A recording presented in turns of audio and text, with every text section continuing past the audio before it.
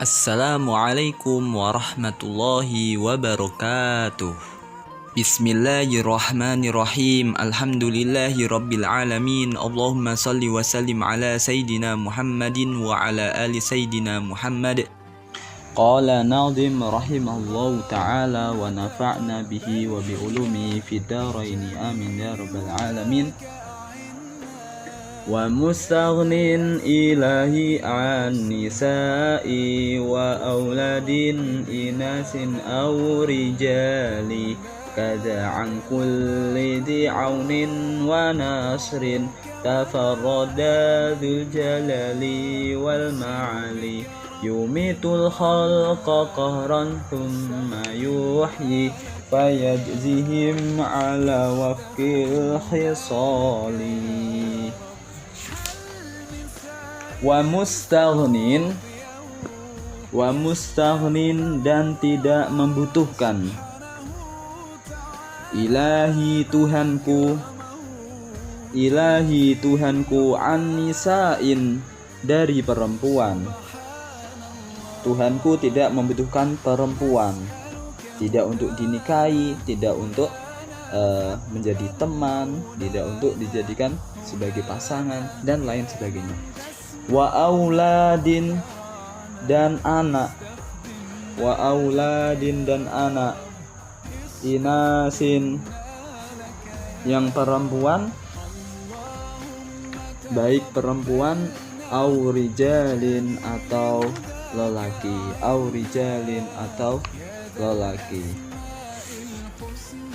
kada an kulli di aunin, kada begitu juga an kulli di aunin dari setiap yang membantu, Allah tidak membutuhkan orang yang membantu. Wa nasrin dan yang menolong, tafarroda sendiri,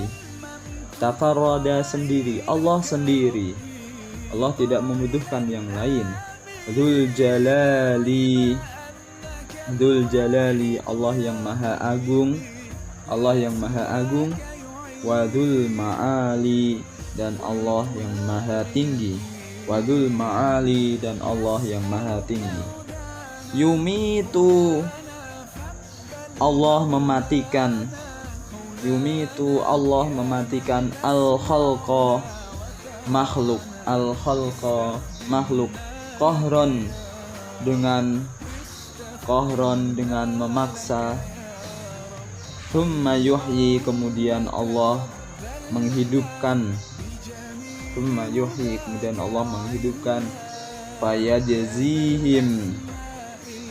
fayajzihim lalu Allah membalas mereka ala wafqil khisali atas sesuai bagiannya atau amalnya, sesuai dengan amalnya. Maksud dari nadham di atas yaitu annahu ta'ala mustaghnin an ittikhadhin nisa'i zaujat aw mamlukat, bahwasanya Allah Subhanahu wa taala tidak membutuhkan seorang wanita untuk dijadikan sebagai pasangan, istri ataupun hamba sahaya yang dipekerjakan, yang suruh untuk membantu. Allah Subhanahu wa taala tidak membutuhkan itu. Begitu pula wa musta'nin kadzalik an waladin dzakar wa unsa.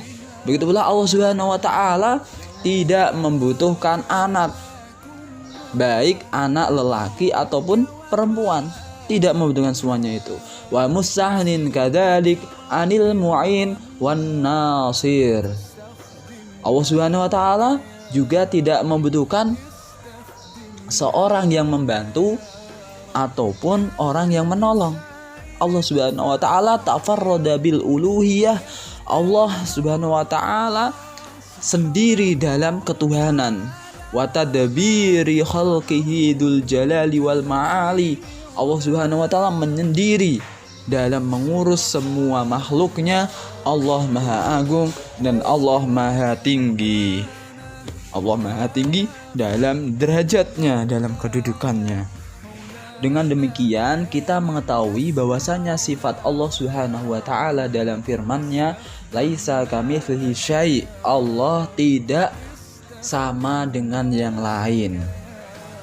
Allah mustaghnin. Allah tidak membutuhkan apapun. Nah, dua bait di sini yaitu menepis pendapat orang Nasrani, orang Kristen dan orang-orang musyrik.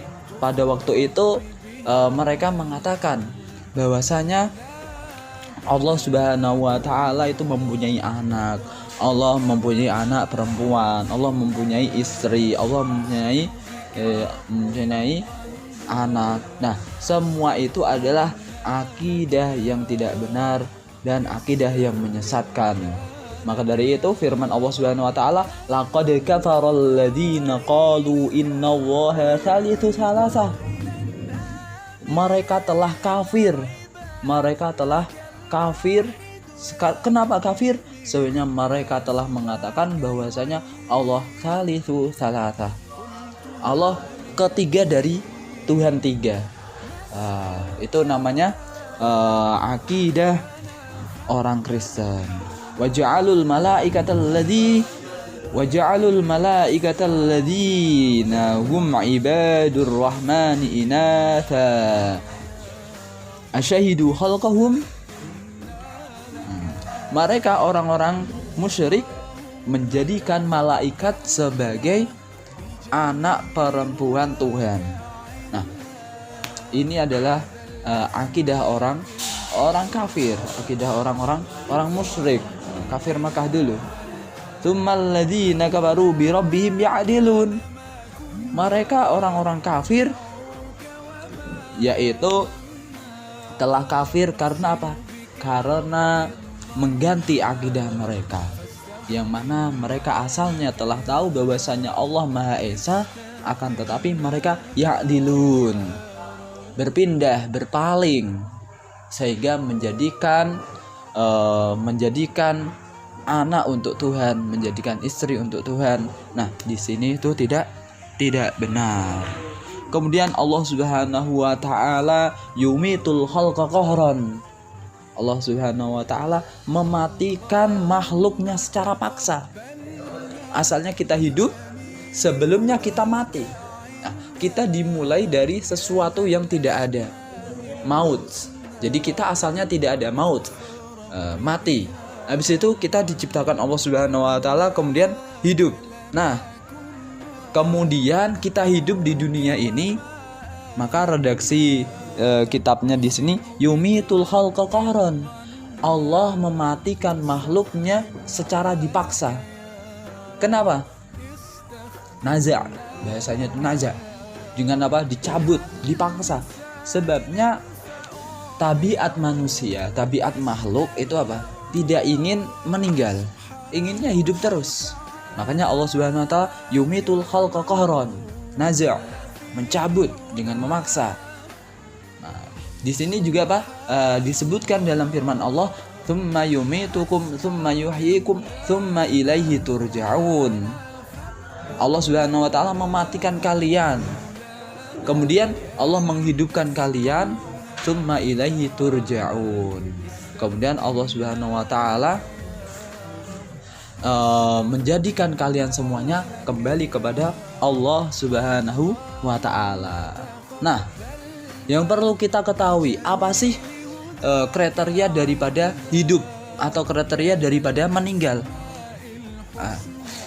Menurut para ulama, mereka mendefinisikan maut atau meninggal adalah untuk ibarat pada an adamil haya, tidak hidup, aman ittasaba bihi wa huwa adami, yang mana tidak hidup di sini, di sini adalah sifatnya tidak kelihatan, sifatnya tidak wujud. Maka dari itu maut itu apa? Maut adalah lawan daripada al-haya, lawan daripada hidup, yang mana hidup itu adalah sifatnya fisik, ada. Nah, ini adalah menurut pendapat Imam Asy'ari. Sedangkan makhluk di sini itu apa maksudnya? Makhluk itu seperti manusia, jin, malaikat dan yang lainnya dari hayawan. Nah, itu namanya makhluk. Kemudian kalau batu, tanah, benda-benda mati lainnya itu bagaimana? Tidak dimaksud di sini. Itu makhluk, akan tetapi tidak menerima sifat hidup ataupun mati. Paham? Sebabnya itu adalah jamadat. Nah, jamadat itu adalah benda-benda mati. Wan nabatat. Dan nabatat di sini ya seperti tumbuh-tumbuhan, pohon dan sejenisnya. Nah, yang dimaksud khalq di sini adalah manusia, jin dan malaikat dan yang lainnya, yaitu dari dari hewan-hewan. Nah, itu seperti itu. Makanya dalam ayat yang lain, tsumma tuwaffa kullu nafsin ma kasabat. Kemudian Allah Subhanahu wa taala mematikan semua nafs, semua yang bernyawa. Semua yang bernyawa. Makanya setiap yang bernyawa meninggal. Nah, seperti batu bernyawa tidak? Tidak. Maka dari itu tidak menerima sifat hidup ataupun mati. Ketika manusia sudah meninggal, jin sudah meninggal, habis itu Allah Subhanahu wa taala fayadzihim ala wifqil khisali.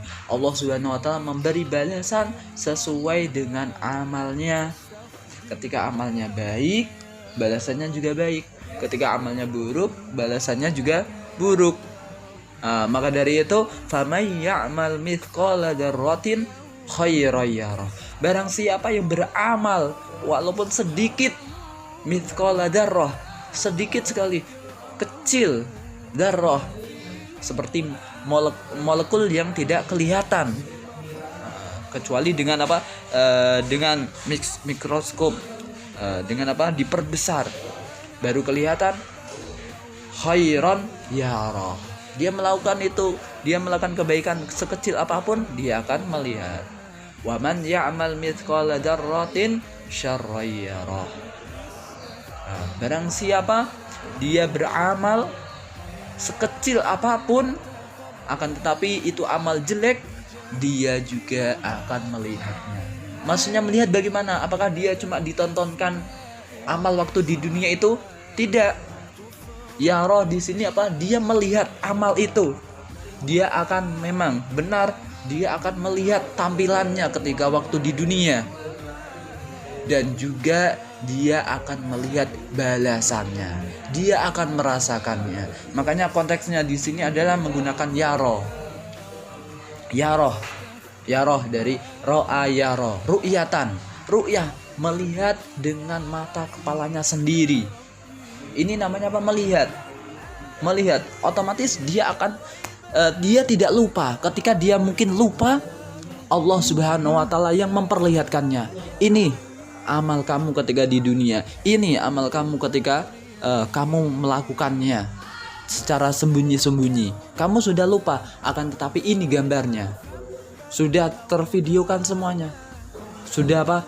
Berupa fisik semuanya. Melihat secara gamblang. Seperti itu. Baik kita sudah lupa atau kita tidak tahu apapun, dan ketika diperlihatkan Allah Subhanahu wa taala, kita jadi ingat. Oh, kenapa ya Allah saya mendapatkan pahala yang melimpah seperti ini? Padahal saya tidak pernah melakukannya. Allah Subhanahu wa taala memperlihatkan, ini adalah pada waktu kamu melakukan amal ini. Dengan seperti itu kita melihat ya roh, melihat langsung. Ini namanya melihat langsung. Begitu pula Allah Subhanahu wa taala tidak menampilkan itu aja, tapi kita lebih yakin, hakul yakin. Kalau kita melihat dengan mata kepala kita, itu ada namanya yakin.